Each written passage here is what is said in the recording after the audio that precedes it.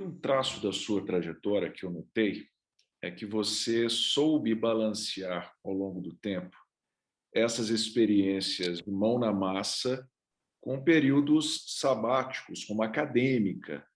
Por exemplo, entre É, a passagem no governo de São Paulo e a prefeitura do Rio, você vai para o Canadá, passa um ano lá na Escola Nacional de Administração Pública. Como foi essa experiência, Cláudia? bom, ela foi uma experiência interessantíssima porque era um ano só. Então, eu fui como visiting professor e, e eu tinha um desafio interessante. Eu nunca tinha trabalhado em francês. E é no Quebec. O Quebec se fala francês. E eu falei, puxa, ia ser uma oportunidade interessante de dialogar com a francofonia, eu leio muito em francês, mas eu não lia materiais de trabalho. Eu gosto muito de filosofia e de literatura, então eu lia muito, e tenho uma biblioteca enorme, 8.000 livros em casa, gosto imensamente de literatura. Mas uma coisa são livros de ficção, outra coisa é trabalhar, e eu gostei bastante. E eu fui convidada justamente para falar dessa experiência da administração pública, tanto da perspectiva latino-americana quanto africana, porque eu morei um ano em Angola, né? E ficava entre Angola, Cabo Verde, Guiné-Bissau, Moçambique, então, ah, de fato, gostei muito da experiência, mas gostei sabendo que era um ano e pude aproveitar bastante. Mas já voltei quase que diretamente para o Rio de Janeiro, para a secretaria. Eu voltei para a Fundação Vitor Tivita, e de lá eu tinha voltado há pouquíssimo tempo, voltei no meio da campanha eleitoral, trabalhei para o Gabeira, não para o Eduardo Paes. Eu mandei sugestões para o Gabeira de que ele podia fazer, não podia no programa dele, e aí recebi um telefonema do Eduardo Paes me convidando para assumir a secretaria. E eu disse que eu não podia de jeito nenhum. Eu falei, eu fiz campanha para o senhor. Campanha não faço, eu sei escrever programa. Eu mandei sugestões de campanha. E ele é meu amigo, o Gabeira. Ele falou, meu amigo também. Vocês políticos falam isso para todo mundo. Bom, esse resumo da ópera. Quando ele começou a me falar, olha, é o maior sistema municipal de educação do Brasil. São 1.063 escolas, fora 200 creches, fora... Eu falei, pô, se a gente conseguir provar que dá para transformar a educação num município como esse, com 155 escolas dentro de favelas, pode ser interessante, porque a primeira resposta para ele, que eu dei para ele, é que eu não aceitava. Aí ele falou, mas você vem, você... Me apresenta, então, um plano de como transformar a educação do Rio. Aí eu pus no papel um plano inteirinho de como transformar, estudei todos os dados demográficos, ligando com onde que havia bom desempenho de escolas, porque uma das vantagens do sistema de avaliação que o Brasil tem é saber escola a escola quem está dando certo, quem não está dando certo. E às vezes você encontra na mesma favela duas escolas atendendo a mesma clientela, uma está indo bem, outra não. E o que faz uma escola ser boa e outra não? E como é que você transforma em rede? Bom, eu sei que quando eu me percebi, eu já tinha aceitado, e foi a experiência mais apaixonante da minha vida. Com tudo que a palavra paixão tem dentro dela. Uns dias você está no céu se sentindo a rainha da cocada preta, no dia seguinte você se acha o último dos mortais, e mulher tem muito isso, a síndrome do impostor, assim, eu fiz tudo errado, quem sou eu para achar que eu posso transformar a educação no Rio, e E, no final das contas, foi um movimento riquíssimo, interessantíssimo, e eu montei um time muito bacana, aproveitando o prata da casa e trazendo uma ou duas pessoas pinçadas de diferentes áreas para me ajudar. Cláudia, eu quero falar daqui a pouco sobre a sua experiência que veio logo na sequência, que é a do Banco Mundial. E imagino que tem tudo a ver com a sua passagem pela Prefeitura do Rio. Mas antes eu queria só fazer uma pergunta, até a título de curiosidade. O Rio de Janeiro foi o laboratório, nos anos 90, do CIEPS, do Brizolão, né? que é uma experiência de educação muito singular, que teve ali a sua marca, ficou meio até estigmatizada por um tempo. Qual foi a sua relação como secretário de Educação do Rio de Janeiro com esse experimento de escola pública que o governo do Rio teve nos anos 90? Eu conheci bem o Darcy Ribeiro, a gente se cruzava muito nos corredores da Constituinte. Essa é a vantagem de ser mais velha, né? Que você acabou conhecendo. Então, eu cruzava muito com ele. E eu tinha uma grande admiração por ele, grande admiração. E as questões que ele levantava tinham um sentido importante para a época. Algumas sim, outras já não tem mais. Uma delas, e que me inspira muito, nós temos que oferecer para as crianças mais vulneráveis as mesmas oportunidades de vida que uma criança que vem de uma família mais afluente tem. Então, ele procurava no CIEPs colocar num turno as aulas e no outro turno oficinas que pudessem oferecer esporte, arte, coisas que complementassem o que um pai ou mãe de classe média acaba levando os filhos para fazer. Ele criou um prédio que virou a marca. Isso é mais Brizola até do que propriamente o Darcy Ribeiro, né? A ideia de ter um prédio que era uma marca, isso foi bem Brizola, mas que fez muito sentido. E professores contratados para 40 horas, que foi um grande achado depois para se pensar num modelo de escola para o Brasil. Qual a vantagem dos professores terem 40 horas numa única escola? Você cria uma equipe que trabalha colaborativamente. As crianças têm referência àquele conjunto de professor que não passam dias se locomovendo entre várias escolas para poder ter um salário. E viraram, e ele não por acaso colocou essas escolas em áreas de vulnerabilidade. Só que os tempos são outros. Primeiro, a gente já sabe o que funciona em educação, já tem pesquisa acumulada sobre o que funciona em educação e o que não funciona. Uma das coisas que funciona em educação que está na aposta do CIEP, professores alocados a uma única escola. Quem provou isso depois? Pernambuco, né? Com o modelo que começou com o ginásio pernambucano e foi se expandindo. Funciona tanto do ponto de vista do professor quanto do próprio aluno. Mas essa ideia de ter oficinas e aulas em turnos diferentes não funciona. Como é que a gente sabe disso? O Mais Educação foi uma experiência mais recente do governo federal, mostrou que, em boa parte, o impacto na aprendizagem é muito pequeno. Por que funciona a escola de mais de 4 horas? Né? Porque muitas vezes falam, não é o número de horas que torna a escola boa, mas a partir de um certo mínimo. Você não consegue ter uma escola que ensine a pensar, que constitua experiências ricas para as crianças e jovens, se eles ficam 4 horas de aula. Isso serve para despejar conteúdo, educação bancária, como diz o Paulo Freire. Eu deposito no seu cérebro e você devolve numa prova. Não é suficiente. Então, qual o modelo que predomina na Europa, nos países asiáticos, dependendo de qual país, entre aqueles que se destacaram mais no PISA?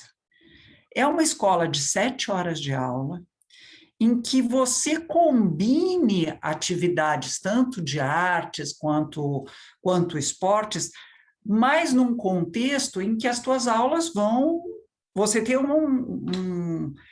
7 horas de aula.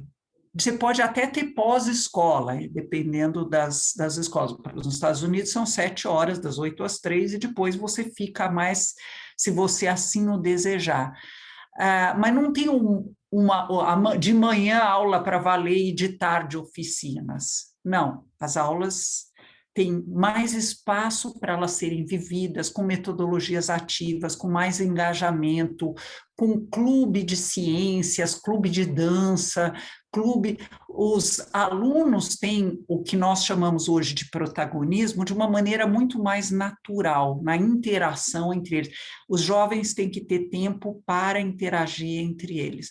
Então, hoje, se o Darcy fosse vivo, provavelmente ele revisitaria aquele modelo. E foi isso que eu tentei fazer, pelo menos no Fundamental 2, no Rio de Janeiro, e o impacto nas transformações que nós tivemos lá no Rio foi de um acréscimo de 22% no IDEB de 9º ano, né, dos anos finais, que foi bastante importante. Em 2 anos só nós já tivemos esse avanço. E o mais impressionante, e aí vem uma outra abordagem, a gente tinha um plano de transformação para a cidade como um todo, que passava por ter currículo, passava por algumas coisas um pouco feijão com arroz, voltar aos básicos. Ter um currículo, ter avaliações diagnósticas a cada 2 meses, aprender a trabalhar com dados de aprendizagem, não deixar a criança evadir da escola, ter uma série de abordagens assim. Mas nas escolas, nas 155 escolas, em favelas conflagradas, ou seja, que tivessem sob o controle da milícia ou do tráfico, nós fizemos ação afirmativa, ou seja, dar mais para as escolas que mais precisam. Então, nelas, a gente não tinha dinheiro para colocar um computador para cada 3 alunos. Nessas escolas a gente colocou, não tinha dinheiro para pôr laboratório de ciências como deveria ser em todas as escolas. Nas 155 escolas em favelas, a gente colocou ter os professores receberem mais, uma série de atividades, trabalhar justiça restaurativa nas escolas, pós-escola com artes e esporte, eram nessas 155 escolas que nós tínhamos, e também quando surgiu escola em tempo integral, programa de turno único, a gente fez sobretudo nessas áreas. Cláudia, seu acumulado de experiências de Brasil foi levado consigo para a sua experiência no Banco Mundial, que veio logo na sequência. Então, eu queria ouvir um pouco dessa sua passagem como diretora sênior de educação do Banco Mundial. Quer dizer, você conhecia os lados da moeda da educação aqui no Brasil, a educação na favela, a educação nos bairros ricos, a desigualdade na educação, todo esse processo que você acumulou desde o seu desejo lá na adolescência. E como é que você trouxe e incorporou isso na sua passagem pelo Banco Mundial? Olha, foi uma surpresa, porque era um processo competitivo. E aí eu queria criar um think tank de educação, centro de pesquisa, era essa a minha meta para quando eu saísse. E aí uma pessoa do Banco Mundial que trabalhava com a gente, a Barbara Brands, veio conversar comigo e falou: por que você não participa nesse processo seletivo? Eu falei, porque eu não tenho a menor chance, né? Tenta, né? Eram 700 candidatos, né? E a hora que eu descobri no final que eu ganhei esse posto, eu fiquei super surpresa. E aí a síndrome do impostor, né? Aquele fenômeno que faz as mulheres acharem que elas não estão preparadas para as coisas, veio com mais força ainda. Mas foi uma experiência de um intenso aprendizado. porque eu passei a conhecer sistemas educacionais que funcionam muito bem e sistemas educacionais que têm infraestrutura, desafios bem maiores que o Brasil, mas em que, em algumas escolas, se conseguia bom ensino. Então, classes superlotadas. Eu visitei escolas na Etiópia, que eu ficava arrepiada pensando como é que será que eles conseguem que as crianças funcionem e aprendam nessas condições. Mas conseguiam, não é que estavam melhor que o Brasil, não é que estava uma, mas conseguiam. E fui conhecer sistemas, escolas no Senegal, e entender por que religião e escola não funcionam muito bem quando misturados em escolas públicas, por exemplo, né?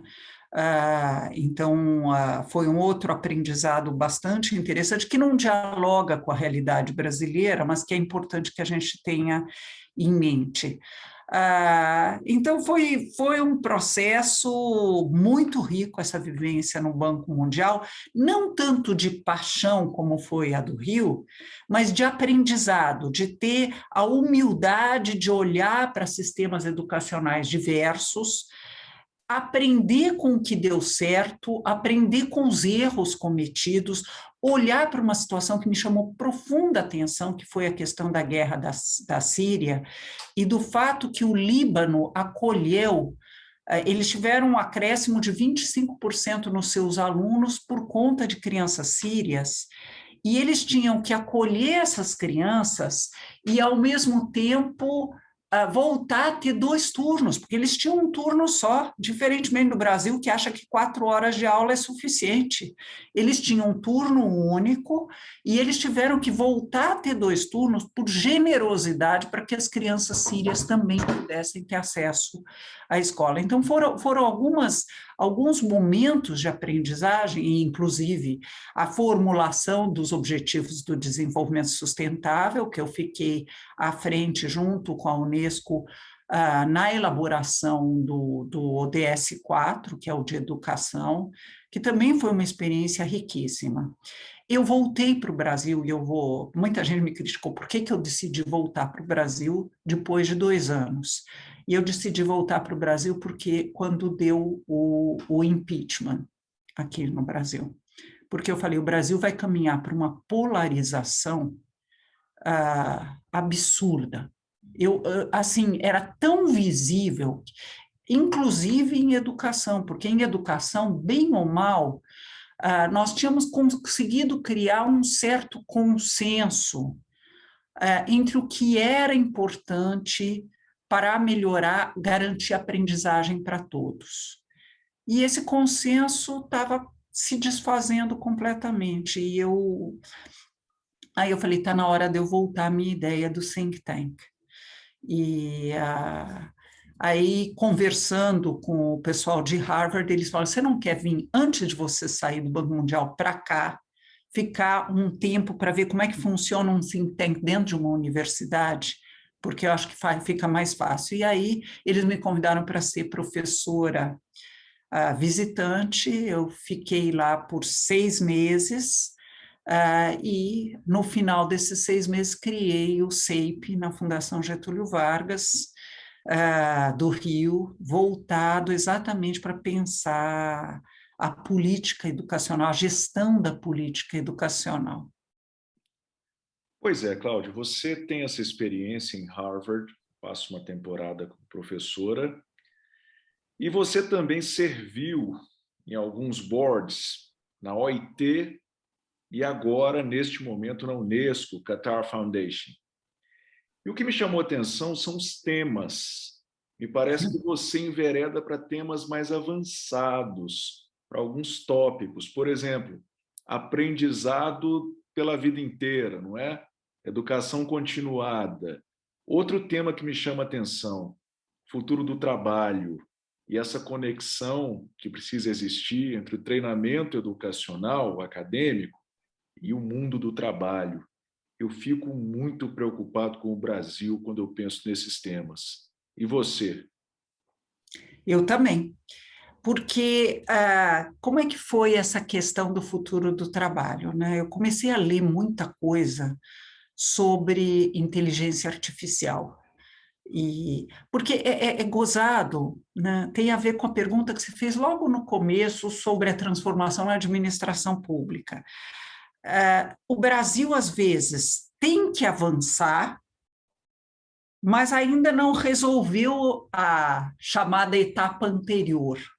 Em educação, isso é particularmente verdade. Nós estamos com 55% das crianças saindo do terceiro ano do ensino fundamental analfabetas. Então, você diria, como me disse uma vez um governador, que eu não vou citar o nome, falou assim, então vamos pensar em primeiro alfabetizar direito, depois a gente olha para competências mais sofisticadas. Mas não dá para pensar assim.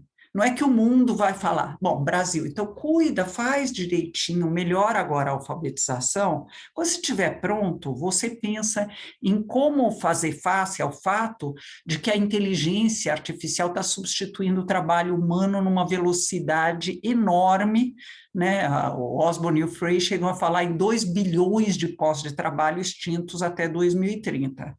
E trabalhos que demandam competência intelectual. Então, de nível mais básico, o que obriga o sistema educacional de cada país a desenvolver competências mais sofisticadas, como pensamento crítico, pensamento sistêmico, capacidade de fazer análises mais aprofundadas, resolver colaborativamente e criativamente problemas que os robôs ainda não aprenderam a fazer, por enquanto. Esperemos que demore um pouco. Então, você tem que fazer as duas coisas ao mesmo tempo. Não tem como não olhar para isso. Então, a minha preocupação, naquele tempo, quando recebi o convite da OIT, é o que a gente faz frente a isso. E foi bem quando eu estava pensando nisso que a OIT me procurou perguntando se eu toparia integrar a Comissão Global sobre o Futuro do Trabalho, e eu fui a única pessoa da área de educação. Eles, em algumas sessões, chamaram também sindicatos ou coisa, mas membro da comissão era... E foi muito interessante, porque durante 18 meses, para além das minhas outras atividades, não é que eu fiquei só com isso, eu tinha que olhar para como que os países deveriam se preparar para essa nova realidade. Então, foi um tema que me chamou muita atenção. A gente conseguiu colocar na Base Nacional Comum Curricular uma parte dessas competências mais sofisticadas, mas não adianta só estar na base, tem que acontecer, ela tem que ser implementada, vai ser bastante desafiador para o Brasil.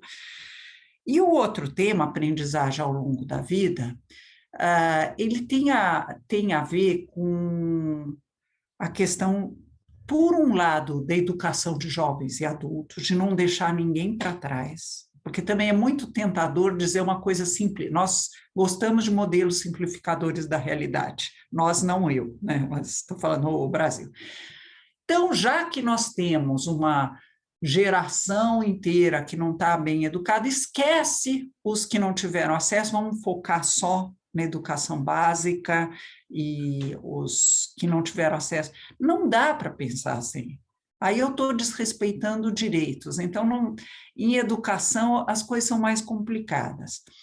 Então, tem esse lado de olhar para o EJA, para a educação de jovens e adultos com atenção, não deixar ninguém para trás, evitar que surjam novos, entre aspas, clientes de educação de jovens e adultos, mas, ao mesmo tempo, olhar para essa questão de que quem hoje está no mundo do trabalho vai tendo, na medida das crises, em que a máquina acaba na volta ao desenvolvimento daquele país, como vai acontecer agora, na volta da Covid, boa parte dos postos de trabalho vai sendo substituído por máquinas. E as empresas internacionais aqui lotadas, ficou muito mais barato, em vez de explorar a mão de obra barata, voltar para mais perto das suas cadeias de distribuição e se como eles dizem em inglês, reshore, né? Voltar para suas bases de origem. Então, nós vamos ter que lidar com recapacitar os trabalhadores, e isso também é educação. Não só atualizar os atuais trabalhadores na sua área de atuação, mas recapacitar para outros tipos de postos de trabalho e ensinar os jovens que estão na escola a continuamente se reinventarem profissionalmente. Essa ideia de que eu faço uma faculdade ou um curso técnico e pronto, acabou, eu só me atualizo em jornais ligados a áreas, um cursinho ou outro, não vai existir mais. Profissões inteiras vão desaparecer e em outras profissões o número de postos de trabalho vai diminuir tanto que vai ser inviável continuar naquela profissão. Então, essas questões são importantes e dialogam com o aprendizado ao longo da vida, eu sou do Governing Board, é uma das instituições da Unesco, e eu gosto muito da UIL, que fica sediada lá na Alemanha. Fascinante, fascinante. Cláudia, o nome do programa é Eu Vi o Mundo, e você viu muitos lugares na sua vida. Você conheceu muitos países, cidades. Teve algum lugar que te fascinou particularmente, que te causou uma impressão profunda? Essa é a primeira pergunta. A segunda, tem algum lugar que você ainda queira conhecer na tua vida? Bom, outro dia a minha filha veio falar, não vejo a hora de voltar a viajar e não sei o quê, e viajar para... E aí eu fiquei pensando que boa parte do mundo que eu conheci foi trabalhando. Eu vou para onde meu trabalho me leva. Eu raramente tiro férias, porque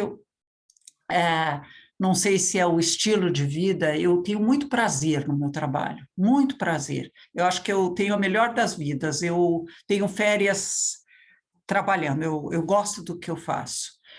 E eu fui para onde meu trabalho me levou. Raramente eu viajei para férias, né? E gostei de muitos lugares que eu visitei. Talvez um que me chamou muita atenção foi Cabo Verde. Cabo Verde, eu fui para lá há muitos anos, foi em 1984. Vocês não eram nascidos? Ou pelo menos uma parte dos que vão me ouvir não eram nascidos. E eu fui... Foi uma experiência tão inacreditável, porque eu era muito jovem e fiquei lá um tempo, de lá que eu fui depois para Angola, e era um país que não chovia, não tinha verde, e tinha uma população que tinha uma garra, eles tinham acabado de se tornar independentes, eles tinham uma garra, eles se dedicavam à questão da construção do país, não era nem reconstrução. Eu acho que foi um dos países que mais me impressionou, e eu fiquei apaixonada até hoje pela música de Cabo Verde, pelo país que eles se tornaram. Eu nunca mais voltei lá, mas eu vejo as fotos de lá, eu falo com ministros de lá, eu gosto muito da África, e eu acho que foi um país que me impressionou muito pela garra de fazer acontecer. Eu fui para lá também pela Agência Sueca pelo Desenvolvimento, foi num processo de cooperação técnica internacional, e gostei muito. Mas a segunda parte da sua pergunta era... O que você quer conhecer ainda na sua vida? Sim, muita coisa, muita coisa. Aliás, eu volto para o meu pai, para a minha infância. O meu pai, ele tinha uma teoria que a gente primeiro precisava conhecer o Brasil. Então, o Brasil, eu conheço muita coisa no Brasil. Não o suficiente, acho que o Brasil a gente nunca acaba de conhecer. mas nos levou para conhecer o Brasil praticamente inteiro, em termos de áreas mais conhecidas para ele, né?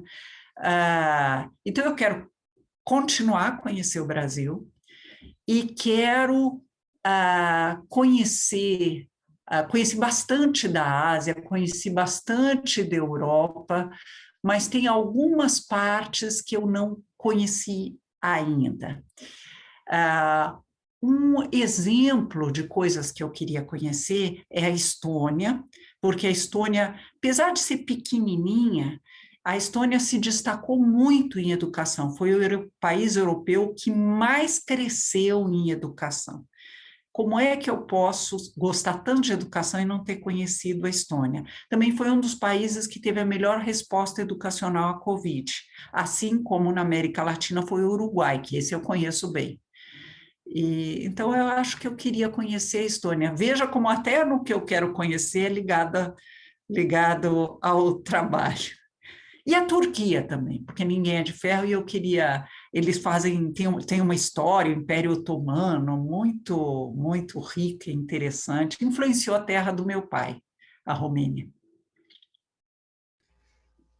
Cláudia, que bom te ouvir, que prazer foi ter essa conversa contigo. Obrigado pelo seu tempo, pela sua disponibilidade, pelo seu conhecimento, pela sua sensibilidade. Acho que tudo se somou. Espero que quem esteja nos assistindo tenha gostado também desse papo. Então, queria te agradecer mais uma vez. Quem puder, aliás, quem estiver nos assistindo, inscreva-se no canal, dê a sua curtida, porque isso é importante para nós, para a gente poder manter também o canal rodando.